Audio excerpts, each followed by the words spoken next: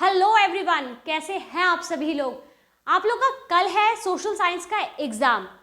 आप लोगों के साथ ये चैप्टर हम लोग पहले भी डिस्कस कर चुके हैं, बट इस चैप्टर में जो मोस्ट ऑफ द स्टूडेंट्स का डाउट रहता है पावर शेयरिंग में जो सारे स्टूडेंट्स का डाउट रहता है वो सिर्फ एक रहता है कि why power sharing is desirable. इस चैप्टर के बारे में हम लोगों ने काफ़ी कुछ पढ़ा है, काफ़ी सारे हम लोगों ने क्वेश्चंस भी किए हैं। जो मेरे अनअकैडमी के स्टूडेंट्स हैं उनको ये चीज़ें पता है। आप चाहें तो अनअकैडमी पर जाकर वो वीडियोस रिकॉर्डेड फॉर्मेट में देख सकते हैं। हमने वहाँ पर बहुत सारे क्वेश्चंस भी डिस्कस किए हैं और जो डाउट्स थे उनको भी सॉल्व किया है। आपको मेरी अनअकैडमी की प्रोफाइल नीचे डिस्क्रिप्शन बॉक्स में मिल जाएगी, वहाँ लिंक पर क्लिक कर आप मेरी अनअकैडमी प्रोफाइल को फॉलो कर सकते हैं और मुझे अनअकैडमी पर ज्वाइन भी कर सकते हैं। ठीक है, तो आज हम लोग डिस्कस करेंगे पावर शेयरिंग की ज़रूरत क्या है, उसकी डिज़ायरेबल वो क्यों ज़रूरत है उसकी। हमें पावर शेयरिंग क्या होती है हम लोगों ने ये चीज़ पढ़ ली है, हमें पता है क्योंकि कल हमारा एग्जाम है तो इस चीज़ से हम अच्छे से वाकिफ़ हैं।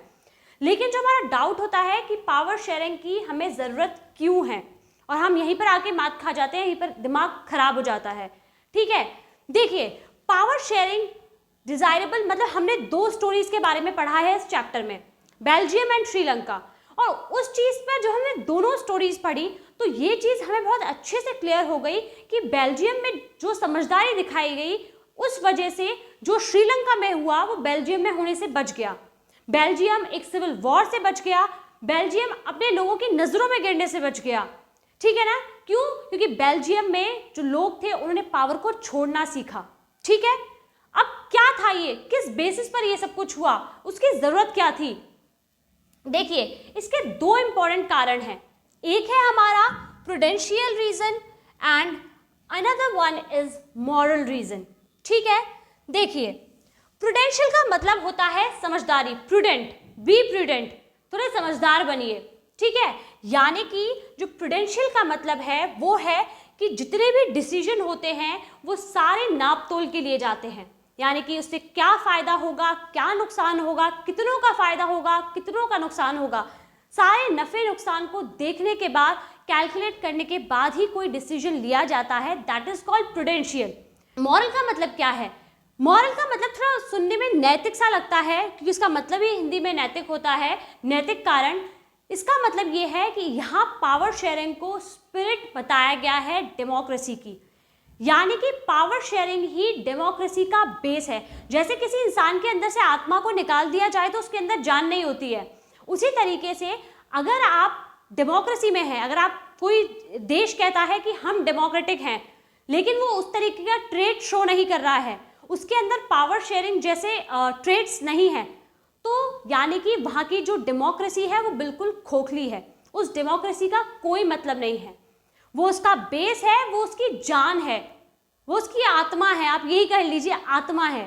ठीक है, इसलिए यहाँ पर कहा जाता है power sharing is the very spirit of democracy. ठीक है, वेरी स्पिरिट का मतलब सिर्फ यहाँ पर ये है वर्ड वेरी स्पिरिट, यहाँ इस वर्ड को थोड़ा एम्फेसाइज करने के लिए हमने यहाँ पर इसे वेरी स्पिरिट का है। ठीक है, चलिए ये दो कारण आपको क्लियर हो गए, लेकिन आपके एग्जाम में क्वेश्चन किस तरीके से बनेंगे कल वो मैं आपको बता देती हूँ। देखिए कल आपके जो एग्जाम में क्वेश्चन बनेंगे वो बनेंगे इन स्टेटमेंट्स के बेसिस पर। ये स्टेटमेंट्स मैंने कहीं हवा में से नहीं लिए हैं, ये सारे स्टेटमेंट्स आपकी एनसीईआरटी बुक से लिए गए हैं। आपकी एनसीईआरटी बुक इन रीजंस के बारे में क्या कहती है? देखिए पहला जो स्टेटमेंट है, मैंने आपको प्रूडेंशियल के बारे में बता दिया कि ये बिल्कुल उस चीज़ पर डिपेंड है, एक समझदारी से लिया गया डिसीजन जैसा कि बेल्जियम में हुआ था। ठीक है, देखिए it reduces the possibility of conflict between the social groups. It's a good way to ensure political stability. अब देखिए मान लीजिए आपके हाथ में कोई छोटा सा कट लग गया है। ठीक है, छोटा सा कट लग गया, अगर आपने उसी टाइम पर उस कट को ठीक कर लिया तो वेल एंड गुड है, नहीं तो आपके हाथ में हो जाएगी सेप्टिक और आपको अपना हाथ जो है काटना पड़ेगा। सही सी बात है, आपको अपनी उंगली कट करनी पड़ेगी। तो भाई एक छोटे से कट के लिए पूरी उंगली कट करनी पड़े, ये तो कोई समझदारी नहीं हुई। समझदारी यहाँ पर क्या है? समझदारी यहाँ पर यह है कि एक छोटा सा कन्फ्लिक्ट कहीं पर हुआ, छोटी सी हमको चोट लगी, छोटी सी जगह पे कहीं कन्फ्लिक्ट हुआ, हमने उसी टाइम उसको दबा दिया, या फिर हमने कोई समझदारी वाला डिसीजन लिया और हमने वहाँ पर जो प्रॉब्लम्स थी उसको रिजॉल्व किया। रिजॉल्व किस तरीके से किया? हमने वहाँ पर लोगों को पावर्स दी, लोगों को चुनने का अधिकार दिया, लोगों को वहाँ पर हमने बताया कि उनके अधिकार क्या है, उनके पास भी कुछ पावर्स हैं। तो वो कन्फ्लिक्ट को हमने वहीं का वहीं रोक दिया, हमने उसे आगे बढ़ने नहीं दिया। तो ये था एक समझदारी वाला डिसीजन। और इसी तरीके से इसका मतलब ये होता है कि पावर शेयरिंग जो है सोशल ग्रुप्स के बीच में कन्फ्लिक्ट्स को करती है बिल्कुल कम। और जब कन्फ्लिक्ट्स नहीं होंगे तो आपके यहाँ पर एक पॉलिटिकल स्टेबिलिटी होगी, एक राजनीति में स्थायी व्यवस्था होगी। ठीक है, आप लोग बार बार इधर उधर घूमेंगे नहीं, आपके पास राजनीति में एक व्यवस्था होगी और वो व्यवस्था स्थायी होगी। किसकी वजह से? क्योंकि यहाँ पर आप लोग पावर्स को शेयर कर रहे हैं। पावर्स को शेयर करने का एक समझदारी भरा डिसीजन यहाँ पर लिया गया है। ठीक है, आप लोग को ये एज इट इज स्टेटमेंट याद रखने हैं कि आपके एग्जाम में पूछा जा सकता है कि इनमें से कौन सा एक प्रूडेंशियल रीजन है या फिर इनमें से कौन सा एक मॉरल रीजन है। तो इस तरीके से क्वेश्चन आपके एग्जाम में बन सकते हैं। ठीक है, नेक्स्ट क्या है? नेक्स्ट स्टेटमेंट है imposing the will of majority community over others may look like an attractive option in the short run, but in the long run it undermines the unity of the nation. आपने वो चीज सुनी होगी या फिर आप लोगों ने कभी बचपन में स्प्रिंग से खेला होगा। स्प्रिंग को जितना दबाया जाता है ना, और जब आप उसे छोड़ेंगे तो वो उतना ही उछल के ऊपर आती है।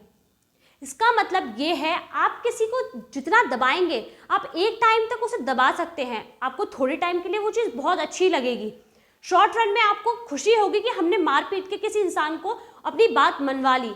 लेकिन आप उसे दबाते रहेंगे, एक टाइम ऐसा आएगा कि वो इंसान फट पड़ेगा वोल्केनो की तरह, वो उतना ही ऊपर जाके उछलेगा, उसका जो रिएक्शन होगा वो उतना ही ज़्यादा भयानक होगा। और यही चीज़ हमारी देश की यूनिटी के लिए थ्रेट बन सकती है। तो पावर शेयरिंग जो है वो उस चीज़ को उस सिचुएशन को बहुत कम कर देती है, वो सिचुएशन तक को पहुंचने नहीं देती। क्यों नहीं पहुंचने देती? क्योंकि पावर शेयरिंग में जो है यहाँ पर हर कम्युनिटी को, चाहे वो मेजॉरिटी हो माइनॉरिटी हो, सभी के साथ यहाँ पावर्स शेयर की जाती हैं। आपने जस्ट लाइक बेल्जियम का एग्जाम्पल देखा था, बेल्जियम में डच कम्युनिटी जो है मेजॉरिटी में थी और फ्रेंच कम्युनिटी माइनॉरिटी में थी। तो वहाँ पर डच कम्युनिटी ने अपनी पावर छोड़ी, डच कम्युनिटी ने पावर को शेयर करने का फैसला किया। और वहीं दूसरी तरफ कैपिटल में यानी कि ब्रसेल्स में फ्रेंच कम्युनिटी जो है पावर में थी, मेजॉरिटी में थी, और डच कम्युनिटी माइनॉरिटी में थी। तो वहाँ पर फ्रेंच कम्युनिटी ने अपनी पावर्स को शेयर करने का फैसला किया। ठीक है, तो यानी कि इन लोगों ने अपनी यूनिटी को थ्रेट नहीं बनने दिया, यूनिटी के लिए कुछ थ्रेट नहीं होने दिया। और वहीं दूसरी तरफ श्रीलंका में सिन्हाला पीपल्स अपनी जो पावर थे उसको छोड़ने को तैयार नहीं थे। वो चाहते थे कि अपनी लैंग्वेज को, अपने रिलीजन को, सब चीज़ को इम्पोज करना चाहते थे वो तमिल्स पर। और इसका रिजल्ट एट द एंड क्या हुआ? जो था हमारा सिविल वॉर, गृह युद्ध। ठीक है, तो आई होप आपको ये सेकेंड स्टेटमेंट भी बहुत अच्छे से क्लियर हो गया हो। थर्ड स्टेटमेंट क्या है? Tyranny of the majority is not just oppressive for the minority, it often brings ruin to the majority as well. अब आप कहीं लड़ने जाओगे, कहीं पर लड़ाई होगी, झगड़ा होगा, किसी देश में युद्ध होगा, तो वहाँ पर ऐसा तो नहीं है कि उसका नुकसान केवल कुछ ही लोगों को होगा और कुछ को नहीं होगा, या फिर वो जिनके खिलाफ लड़ा जा रहा है सिर्फ उनको होगा। कहीं मान लीजिए मेजॉरिटी माइनॉरिटी में युद्ध चल रहा है, दोनों आपस में लड़ रहे हैं, अब ऐसा तो नहीं है कि उससे नुकसान सिर्फ माइनॉरिटी को होगा, मेजॉरिटी को नहीं होगा। भाई नुकसान तो दोनों का होगा ना। उसी तरीके से जब किसी देश में कुछ ऐसी स्थिति होती है, कोई ऐसी सिचुएशन होती है, तो वहाँ नुकसान सभी को होता है। जनता जनता होती है, इसमें मेजॉरिटी माइनॉरिटी कुछ नहीं होता। एक देश की जनता जनता ही होती है, वो चाहे मेजॉरिटी हो माइनॉरिटी हो, वो जनता ही कहलाएगी। तो वहाँ मेजॉरिटी के गलत डिसीजन की वजह से माइनॉरिटी को भी झेलना पड़ेगा और मेजॉरिटी को भी झेलना पड़ेगा, यानी कि पूरी जनता को झेलना पड़ेगा। तो पावर शेयरिंग जो है उस सिचुएशन को भी वहाँ तक पहुँचने नहीं देती है, क्योंकि पावर्स जब शेयर होती है लोगों के बीच में तो लोगों को अपना हिस्सा पता चलता है कि उनकी भी कुछ जिम्मेदारी है। ठीक है, I hope this is clear to you. आपको ये पिक्चर देख के कुछ अटपटा सा लग रहा होगा कि मैम बात चल रही है पावर शेयरिंग की, तो आपने ये हाथी लाके यहाँ क्यों खड़ा कर दिया है? यहाँ पर हाथी का एक बहुत ही सिंपल सा मीनिंग है। ये हाथी नॉर्मल हाथी नहीं दिख रहा होगा आपको, ये है एक पागल हाथी। अब आपके सामने कोई पागल हाथी खड़ा हुआ है, पागल हाथी आपकी तरफ चलता आ रहा है और आप उसके सामने खड़े हुए हो ये कहकर कि मैं इसे कंट्रोल कर लूंगा, तो ये कोई समझदारी नहीं होगी। आपको पता है कि आप उसे कंट्रोल नहीं कर सकते हो, आपको वहां से हटना चाहिए, लेकिन फिर भी आप खड़े हो गए हो, तो वो चीज आपकी समझदारी नहीं है। इसी तरीके से कोई मेजॉरिटी है और वो देख रही है कि माइनॉरिटी कन्फ्लिक्ट कर रही है, माइनॉरिटी को भी कुछ पावर्स देनी चाहिए, लेकिन फिर भी नहीं दे रहे हैं, ठीक है।